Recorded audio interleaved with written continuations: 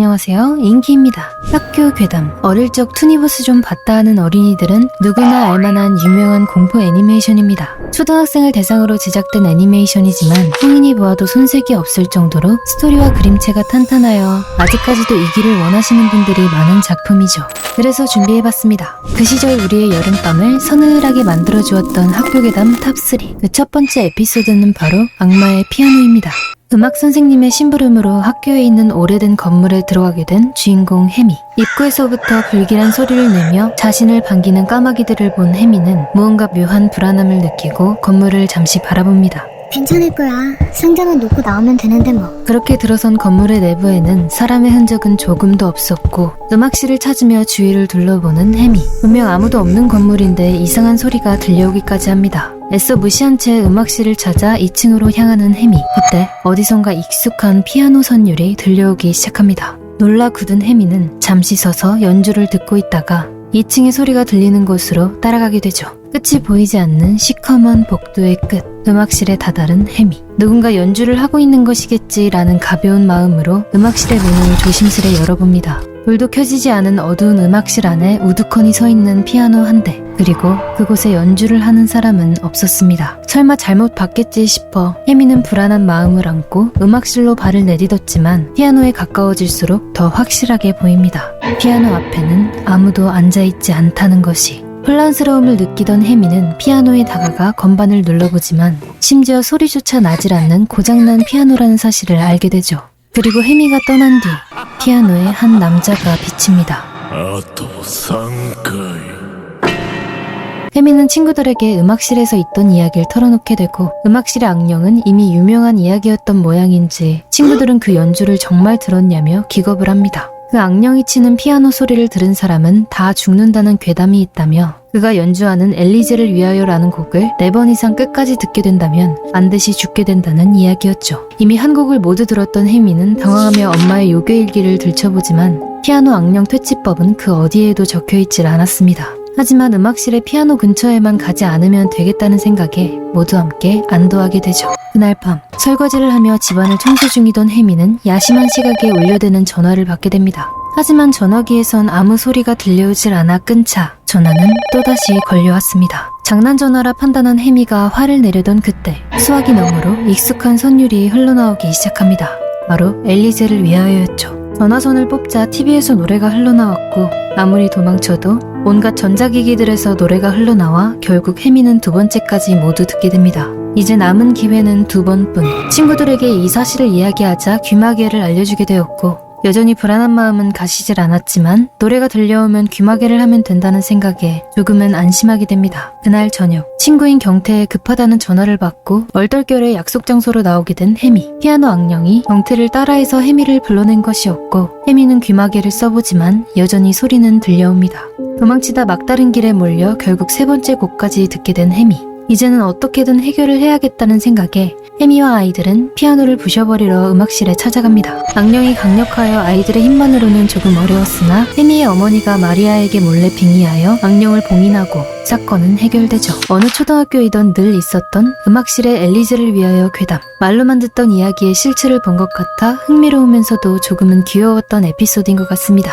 2번째 에피소드는 밤거리를 헤매는 시체입니다. 장대비가 세차게 떨어지는 어느 날 밤 학교 뒷산의 조그마한 무덤터에서 한 무덤을 파내고 있는 수상한 사람. 천둥번개가 치는 험악한 하늘 아래 꿋꿋이 땅을 파내던 그 사람은 이내 어떤 동물의 유골을 발견하곤 희미한 웃음을 보입니다. 그리고 다음날 아침 오늘따라 유난히 빨리 등교하게 된 해미는 안에서 조금 음침하기로 유명한 소녀 미호를 발견하게 됩니다. 미호는 반 아이들이 모두 맡기 싫어하는 사육장 청소를 늘 먼저 도맡아 하는 특이한 소녀로도 유명했죠. 밝게 먼저 미호에게 다가간 해미는 그녀가 만들고 있던 작은 동물 인형들을 보고 감탄하게 됩니다. 소심한 성격 탓에 친구가 없던 미호는 자신의 인형을 봐주고 칭찬해주는 해미에게 호감을 느끼며 자신이 만든 인형을 선물하기까지 합니다.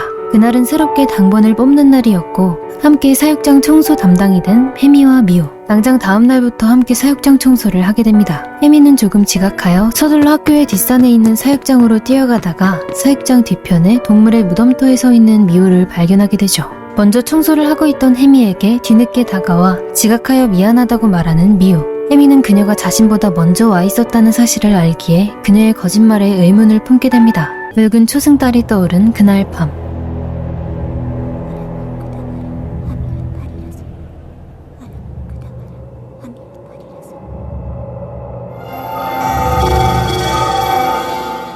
다음날 차육장을 청소하며 토끼의 수를 세어보던 혜미는 어딘가 이상하다는 것을 깨닫게 됩니다. 분명 6마리였던 토끼가 아무리 다시 세어봐도 7마리였던 것이죠. 같이 세어보던 영빈이도 놀라 토끼들을 자세히 살펴보는데 7번째 토끼는 영빈이도 잘 아는 토끼였습니다. 시로타비. 작년에 분명히 죽었던 토끼였죠. 똑 닮은 모습의 다른 학생들도 다 같이 구경을 나왔고 대체 어떻게 시로타비가 사육장 안에 들어간 것인지는 알 수 없었습니다. 그리고 며칠이 지나지 않아 이웃학교의 토끼들이 정체 모를 것에게 모두 죽임을 당했다는 소문이 들려옵니다. 그리고 또다시 초승달이 뜬 그날 밤.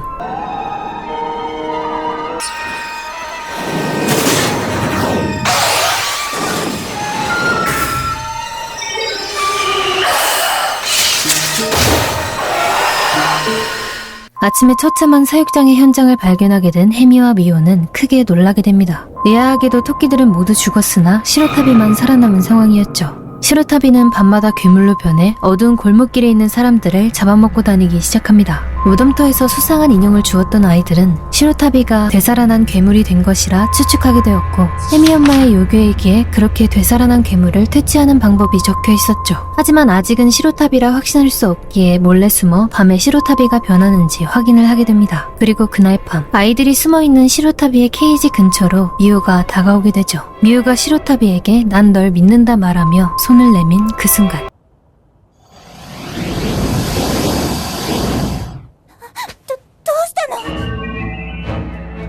아이들이 놀라 뛰쳐나오며 미호와 함께 다같이 학교 건물에 숨어들게 되었고 울음을 터뜨린 미호는 자신에게 친구는 시로타비 뿐이었고 그런 시로타비가 죽게 되어 도무지 견딜 수 없는 마음에 토끼를 되살린 것이라 실토하게 됩니다. 엄마의 요괴에게 적힌 대로 미호를 설득하여 아이들은 결국 시로타비를 퇴치하게 되었고 선생님이 시로타비의 새끼들을 데려오시며 에피소드는 마무리됩니다. 아이들이 가까워지고 단순하게 끝나는 엔딩이라기보단 친구도 없고 시로타비까지 잃은 미호에게 아이들이 아닌 시로타비의 새끼들 로 친구를 대처해주는 느낌이 들어 묘한 찝찝함이 생기는 결말이었네요.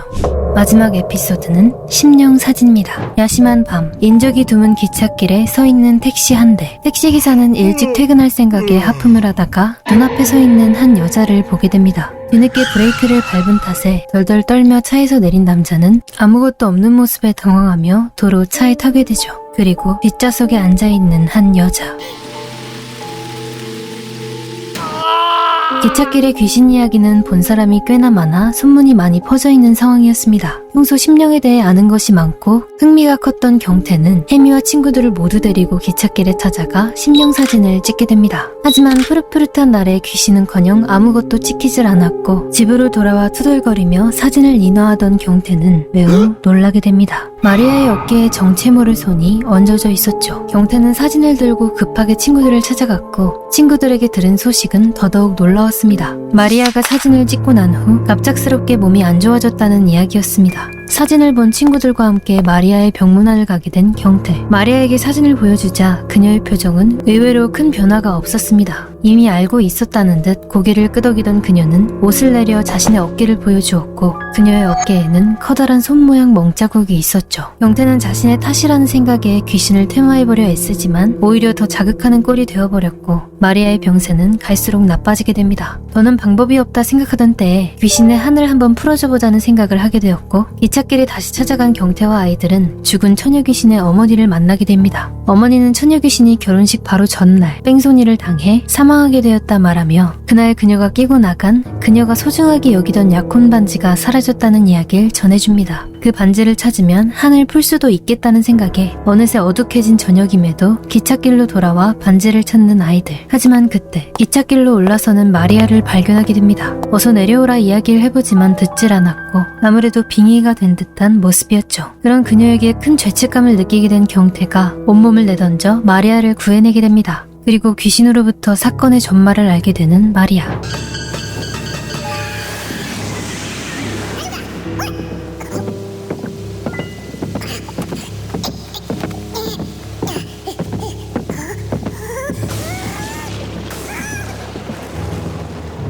귀신의 반지가 떨어진 택시를 찾아간 아이들은 결국 반지를 찾아 귀신의 한을 풀어주게 되었습니다. 그리고 기찻길을 다시 찾은 뺑소니 택시기사. 귀신이 그의 차에 올라타 찾았다 라는 말을 끝으로 에피소드는 끝이 납니다. 여러분은 어떤 에피소드가 가장 무서우셨나요? 오랜만에 들춰본 추억과도 같은 애니메이션이지만 여름밤 혼자 보고 있다 보면 여전히 으스스함이 느껴지는 공포 애니 학교 괴담이었습니다. 오늘도 재미있으셨다면 구독과 좋아요 잊지 말아주세요. 그럼 다음 영상에서 뵙겠습니다.